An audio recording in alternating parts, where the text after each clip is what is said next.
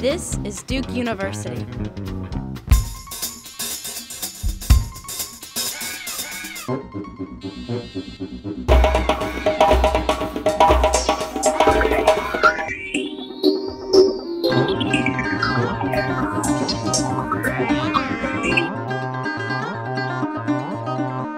I had said earlier that I realized after Victoria's presentation that Cameron had played a huge joke on us.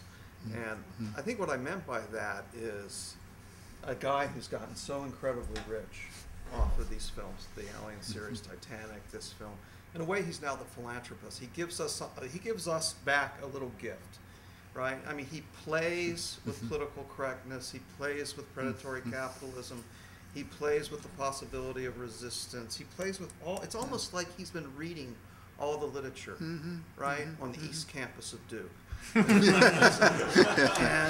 he's going to play with all this stuff, and he's going to throw us back this little gift. The little gift is we're actually going to think that in some way this film references a reality, right, and that it has some kind of relevance to anything that's going on in the world.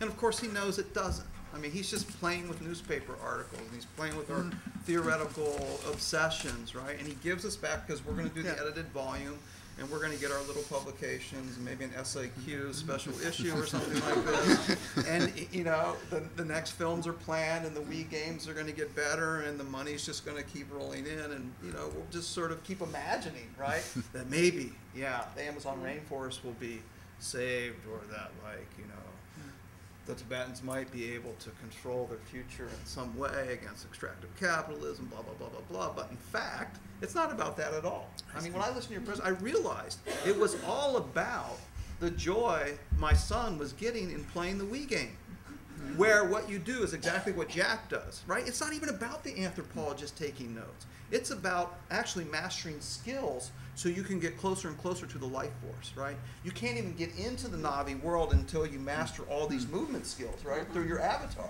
And the reward, of course, is to get closer and closer to the real Pandora, which is constantly denied you, right? That's what I think. That's what it's about.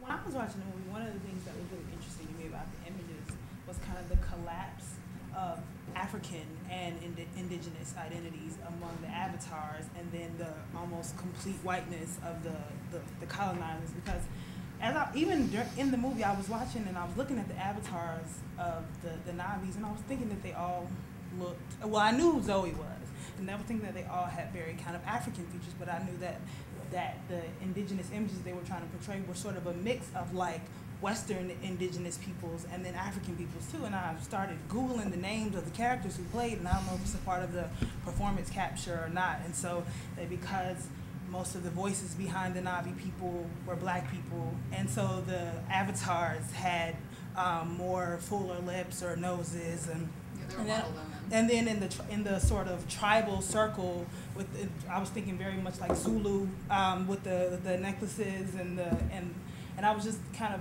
throughout the entire movie, I was just looking at really how racialized the images were of the avatars versus the militaristic people, and I just wonder, like, could it not have been so racialized? Like, you could have still told the story of the colonizer versus the colonized, but not had like almost all of the voices behind the avatar characters as black people, and then almost all the characters, with the exception of maybe 2 Latino characters, were in the military outfit. And that was just kind of one of the things that really struck me. Can I say something about it? I posted on my Facebook site, you're obviously not my friend, but one thing I said on one of my posts was that when I came out of the film, the first thing I thought about was Robert Gardner's film, The Newer.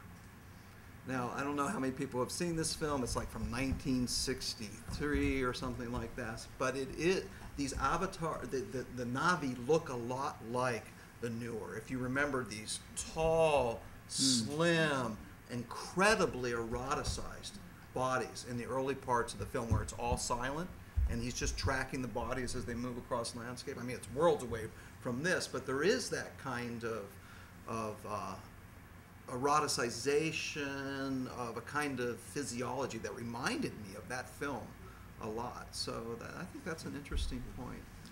this stuff has traveled now to China. China has very, very recently banned the film from 2D cinemas, which are the most ubiquitous cinemas in China. I think there's only about 8 or 9 3D cinemas in China, so you can still go and watch the film in a 3D cinema, but there aren't that many.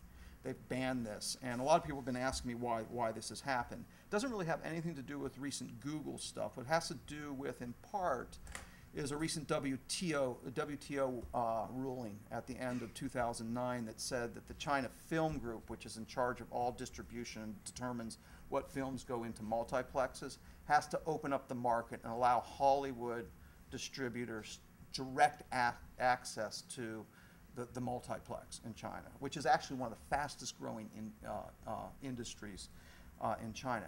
It also has something to do with the government's surveillance of chat rooms, discussions about the film itself. And what's really interesting to me is that it hasn't been about what you might think would be the usual suspects, which would be Tibet, Xinjiang, ethnic minorities, right? And we know what's happened over the last couple of years.